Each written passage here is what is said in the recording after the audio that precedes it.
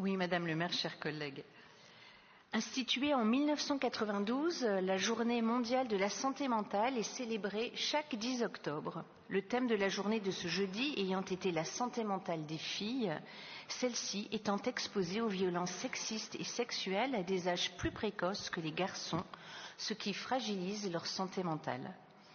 Dans le même temps, la 35e édition des Semaines d'information sur la santé mentale est organisée du 7 au 20 octobre prochain, incitant au mouvement et à l'activité physique.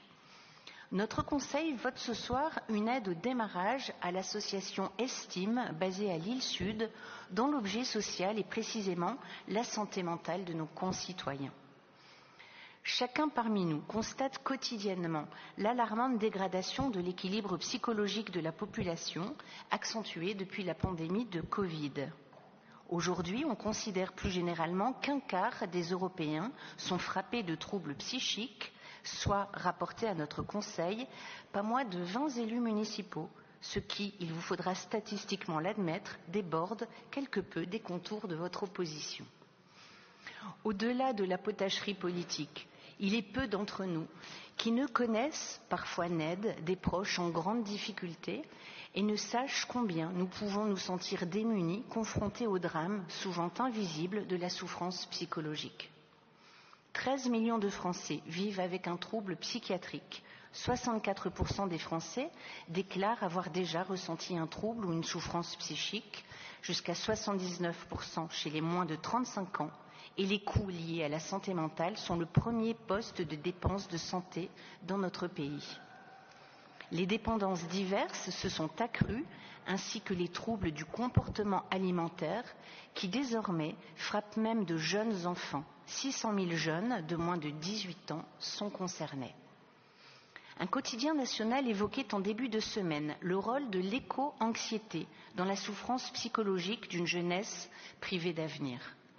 La santé mentale de nos enfants fragilisés par le Covid est aujourd'hui également soumise aux pressions des guerres en Europe et au Proche-Orient. S'agissant des moins de 18 ans, 15% sont touchés par la dépression, 5% par le harcèlement scolaire, 20% par le cyberharcèlement et 20% encore par l'addiction numérique. Soyons attentifs pour leur permettre de retrouver leur équilibre et grandir plus sereinement.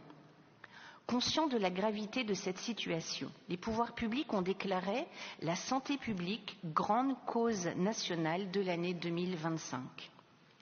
Chaque territoire doit s'organiser en fonction de ses spécificités.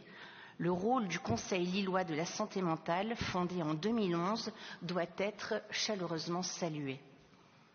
Aux côtés des services publics comme des collectivités, l'action des associations lilloises est précieuse et doit être également saluée. Notre commune dispose de leviers d'action et les utilise à bon escient, qu'il s'agisse du cadre de vie, des modes de vie ou de l'accès aux soins. Évoquons à cet égard la commune de Lyon qui a mis en place des points d'écoute gratuits et sans rendez-vous destinés à prévenir le suicide, particulièrement des jeunes concitoyens. Parfois, cependant, une interrogation surgit lorsque l'on considère le panel des actions entreprises.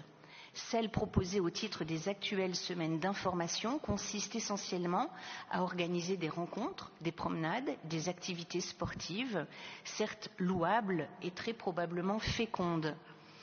Mais l'on se dit qu'à ce titre, le récent World Clean-up Day du 20 septembre dernier a réuni tout autant de participants dans la même ambiance fraternelle, avec tout autant d'exercices physiques, et un résultat pour le coup plus positif puisqu'il a contribué à assainir notre environnement. Ce qui peut-être fait défaut est d'obtenir des retours issus du terrain, c'est-à-dire d'interroger les associations, comme nous le suggérions déjà il y a 4 ans, les bénévoles et plus encore les bénéficiaires sur les besoins concrets et les effets produits par les actions entreprises. À l'heure où tous les indicateurs se dégradent dangereusement, il est plus que jamais nécessaire que chacun contribue à son niveau de responsabilité et n'hésite pas à interpeller les décideurs au vu des effets microsanitaires des politiques macrosanitaires entreprises. Soulignons pour conclure la qualité de la note produite par le réseau français Ville Santé à laquelle ont précieusement contribué des représentants de notre commune, dont la compétence avérée et celle de leurs collègues, permettra sans doute d'apprécier finement et utilement les résultats concrets des politiques entreprises par les diverses strates décisionnaires et de contribuer ainsi à leur amélioration. Je vous remercie.